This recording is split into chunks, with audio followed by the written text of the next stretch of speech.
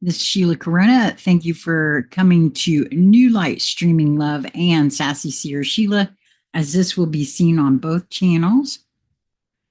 Today is Thursday, July the 24th, 2025, and this is the new moon in Leo, which I didn't even know until I opened my email and happened to see this that I got the nudge to record from AstroButterfly. New moon in Leo, Labubu Craze. I've not heard of this, but this is very interesting. And it's spelled Labubu. And there's a picture here that I will have used as the thumbnail for this, of a little character. It says, you may or may not have heard yet about Labubu, but the internet has. I've not. The Labubu fever is real, and yes, even grown-ups are losing it. Well, I'm glad that I'm not. What is Labubu? Labubu is a toy from Hong Kong that has gone viral on the internet. The Labubu craze, much like other collectible trends, started in Asia, and like the Pokemon, has made its way into a worldwide phenomenon. In many ways, the Labubu phenomenon is a great example of the energy of the new moon in Leo on July 24th, opposite Pluto. Now, that's kind of interesting because this is a Labubu craze she's talking about, and it's a great example of the new moon, and yet I didn't know that it was a new moon. I'm seeing my own correlation here in the fact that I hadn't heard of this craze and I hadn't known. So what does that say? Very interesting.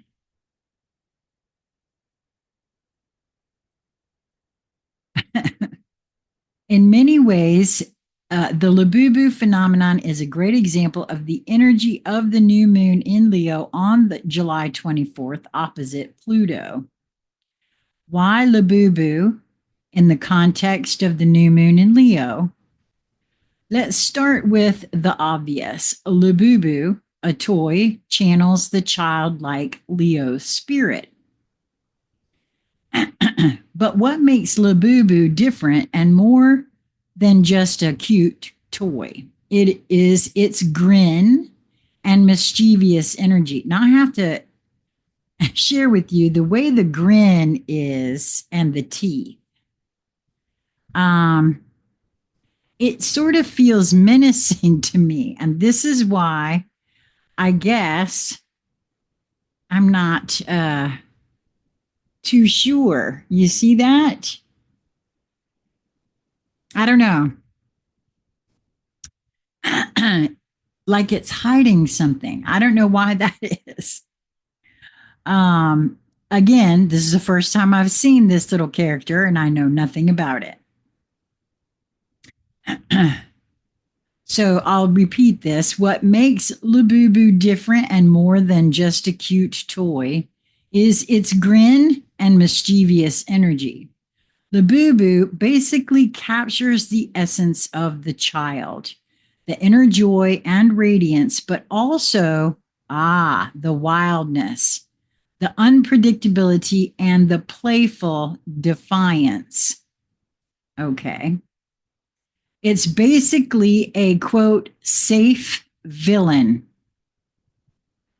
Okay, perhaps Sheila doesn't think there's such a thing as a safe villain.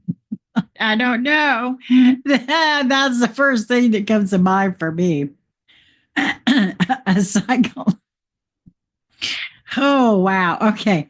A psychological stand-in for our inner mischief and weirdness, but without the real world consequences. Well, You see, for me, that's a dangerous combo right there anyway, because I feel as though that's pretty much what's already been happening and why uh,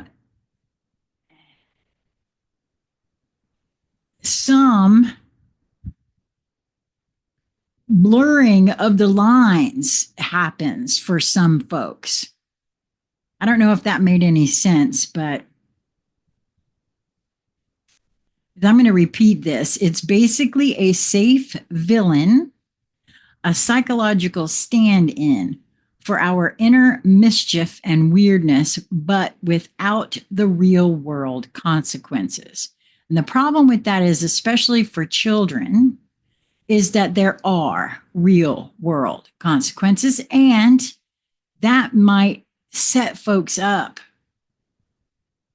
I mean, it already has. Look at it. There's so much in the world right now where folks don't think they should have to pay any consequences for a lot of their actions. So I don't know. Sheila's not feeling all that down with this so far. The toy's exaggerated expressions, in parentheses, big eyes, weird grin, gremlin energy, mirror how we might feel on the inside but can't express in adult life. Labubu is both shadow and light, and in the balance, we find emotional resonance. As children, mischievousness comes almost as a package with our cuteness and radiance. We don't judge it, but we're also not so self-reflective about it. As adults, we judge it so much that we can no longer tap authentically into it. The mischievousness is gone, and so is the radiance. Growing up, we gradually distance ourselves from our basic wiring, and this slowly disconnects us from our sense of self and authenticity. And I would say personally that we get a hand in that with societal programming and conditioning, in my view, because that's one of the first things we do is teach children not to trust themselves. The integration of the mischief energy, however, is key to our psychological development, much like the Achilles heel of our individuation process. We now call it shadow, the parts of ourselves we repress and project onto others. Labubu's little grin perfectly captures the Leo Pluto tension between the desire to be seen in our full radiance and the fear of what might be revealed when we truly express ourselves. At some unconscious or symbolic level, we recognize this tension and we are drawn to it. Childhood regression? Maybe. But if this is what helps us, quote, own and integrate parts of ourselves we'd otherwise disown, why not?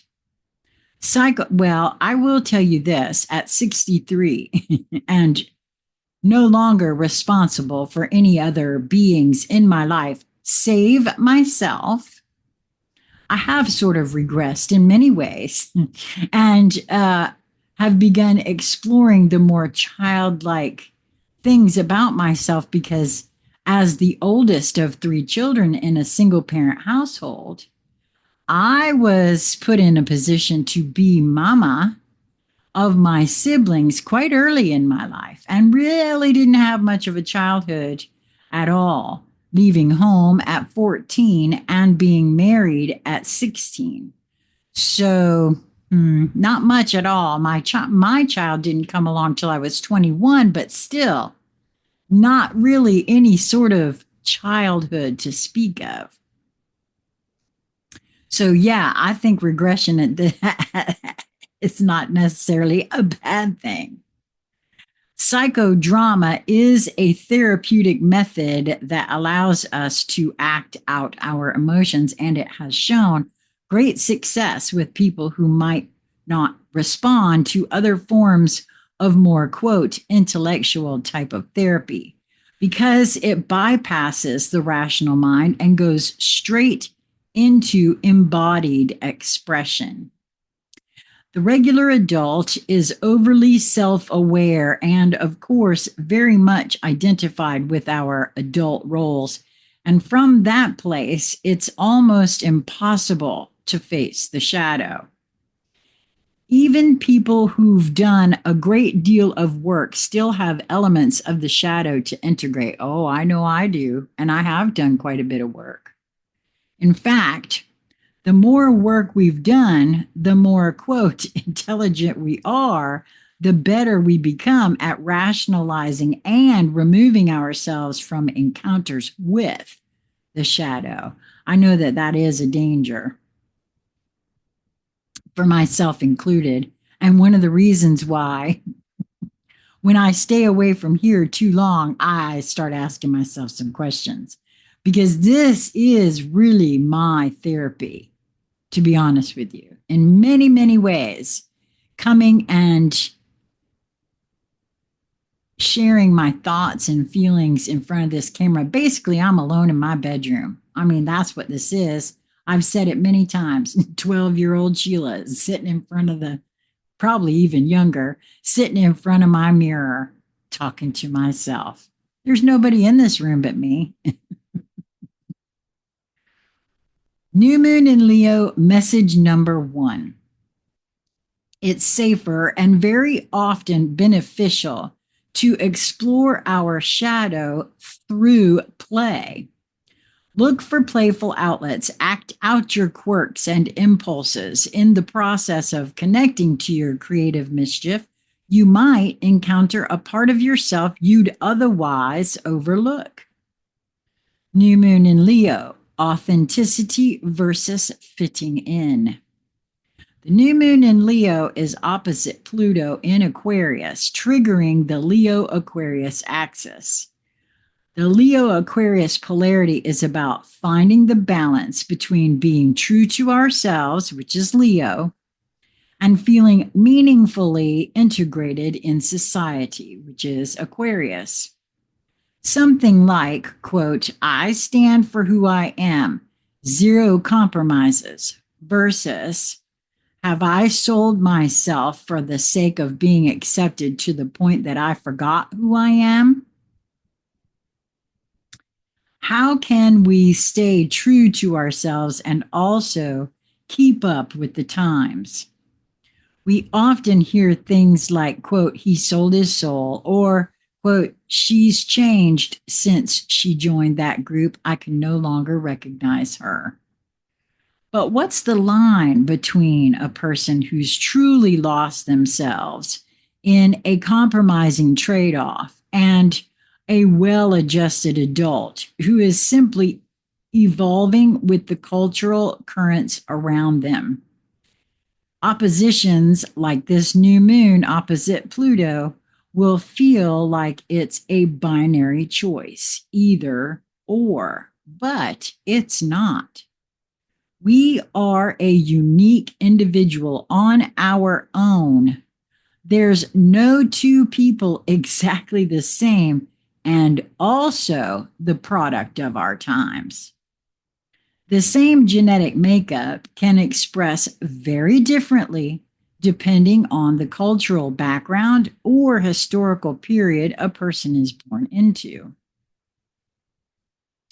And I would say that there are way more things than that play into it, like all of the experiences one has undergone since birth in the vessel that they now occupy.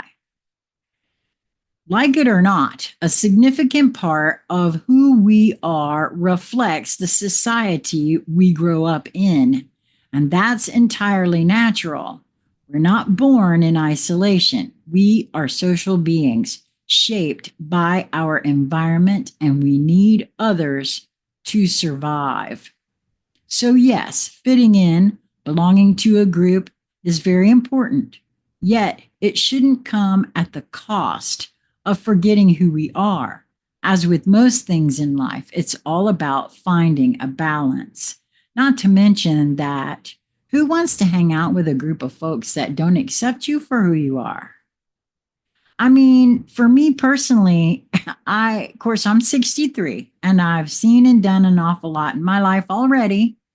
And I have tried my damnedest to fit in all over the, I mean, just everywhere in every situation. And I never quite could make it. And I've, I've tried very hard to, I never could quite live up to what everybody else wanted, I guess, to be honest with you. And I'm done trying to fit in with everybody else because personally, for me, I noticed that the minute I relaxed into myself and just am who I am, other folks show up that actually like who you are.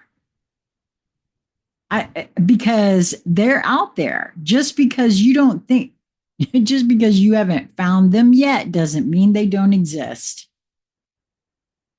At least that's what I've noticed now. Because I'll be honest with you, I started at the end of my 28 and a half year marriage. I realized something. Of course, and he was my third marriage. Of course, it doesn't work out if you don't show up as to who you are, because you try to fit in and you become somebody else that you really aren't. And after a while, that gets exhausting. And then you go to who you actually are. And maybe that's not the person that they like. Maybe they wouldn't have married you at all if they'd known who you really were. Why would I be surprised that it wouldn't? I didn't even know who I was. Why in the world would I be surprised that it didn't work out? I'm surprised actually now that I look back on my marriage that it didn't break up earlier. To be honest, with me being at death's door for 10 years, I'm very surprised that he and I didn't split up years and years and years ago. So there you have it. I mean, to be honest with you,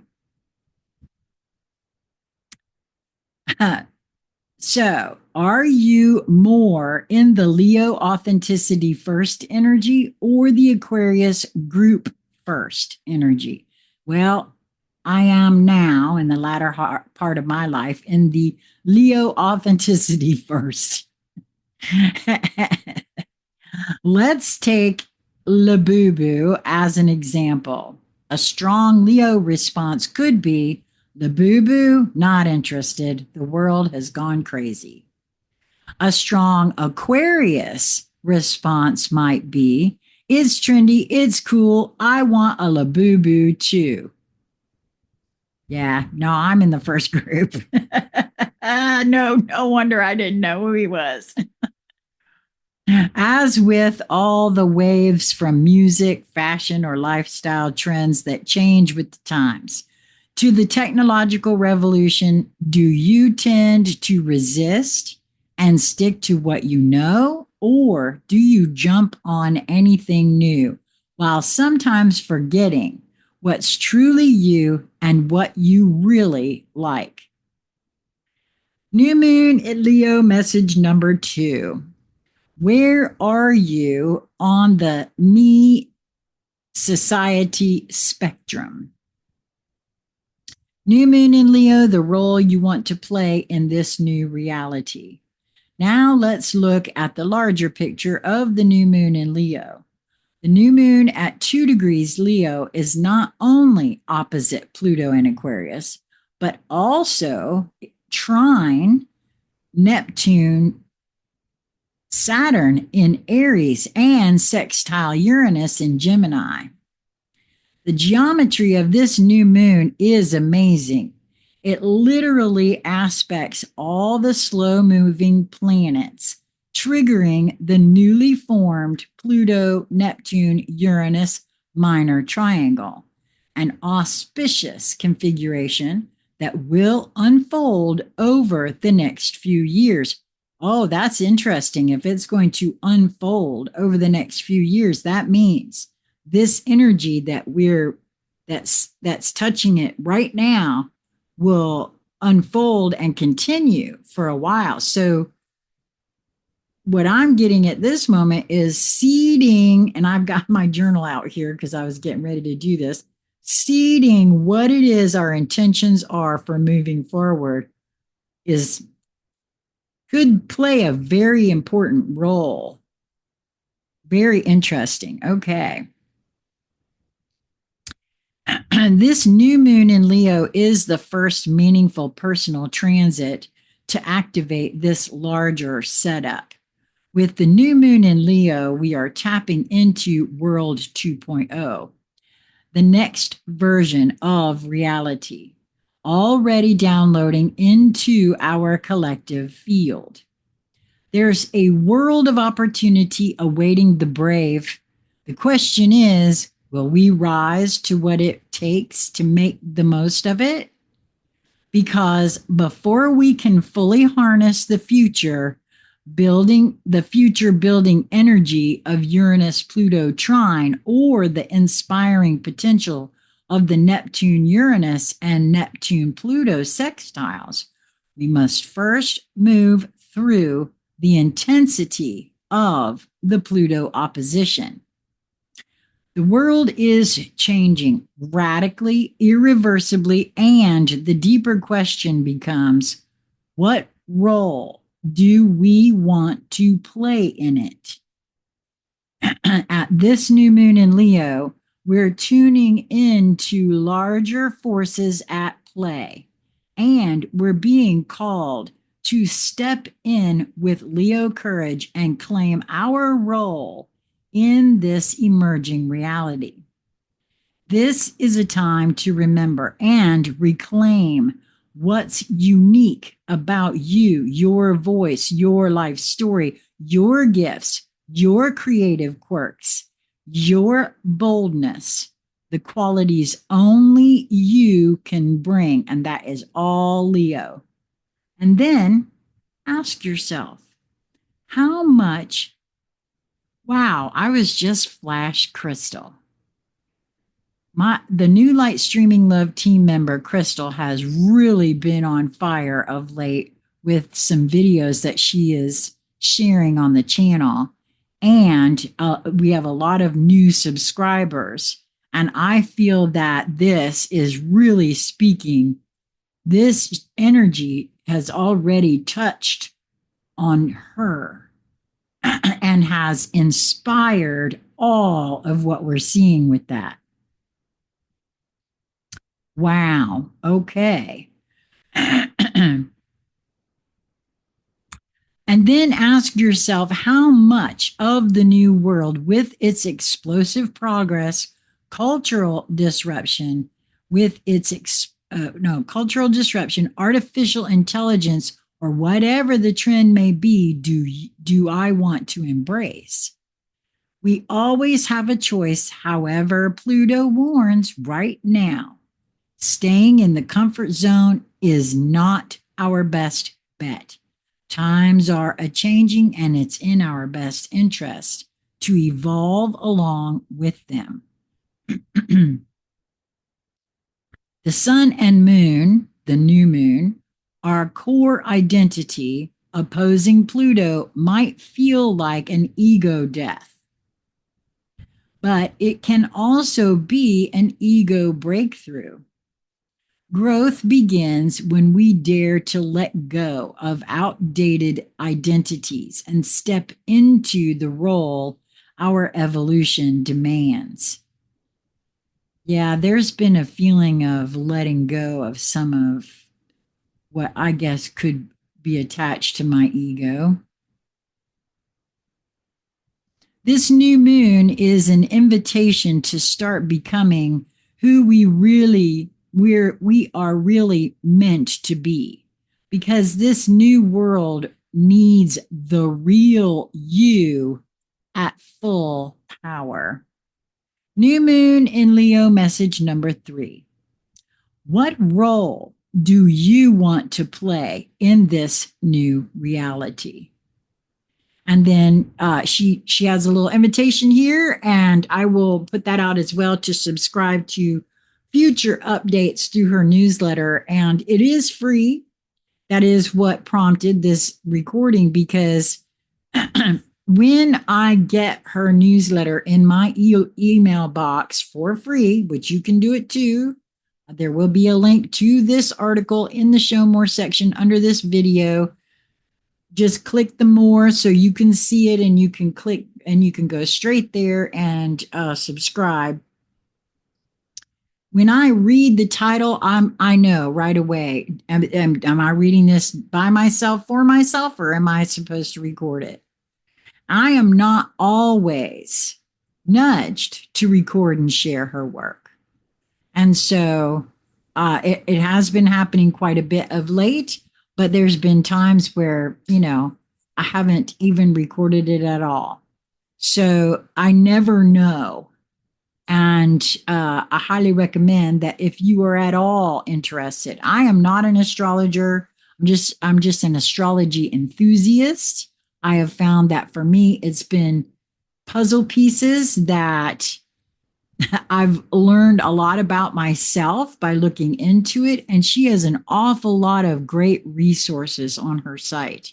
So please do go there and subscribe. Also take a look around. She has many things to offer. She does classes, she does webinars. At one time, I don't know if she still has it, but she was having a group, what's the word I'm looking for? A community, yes, where you could interact with others in her community. So that's it for this time. I hope that if you are new here and you're a little confused, I participate in my channel, Sassy Seer Sheila, and also in a collaborative channel called New Light Streaming Love. This will be seen on both. I highly recommend that you subscribe in both places, because sometimes we do live things over at New Light Streaming Love that do not appear on Sassy Seer Sheila. And sometimes I do live things on Sassy Seer Sheila that do not appear on New Light Streaming Love. So I highly recommend, like all of Crystal's videos do not appear over here.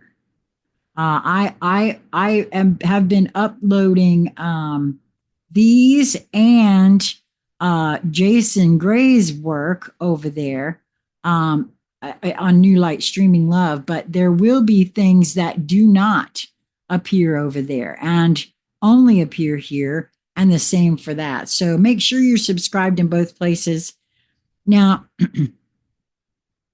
at some point, I will be doing another live stream with Jason. So if you want to be notified about uploading videos or going live, I highly recommend that you hit that notification bell in both places as well. I hope that you will move towards that which brings you joy, that which draws you in, because that, to me, there's something there for you. And by allowing yourself to follow those nudges and to move in that direction, it's been so rewarding for me. And I can't imagine that it wouldn't be anything but rewarding for you. Until we meet again, my friends, be well.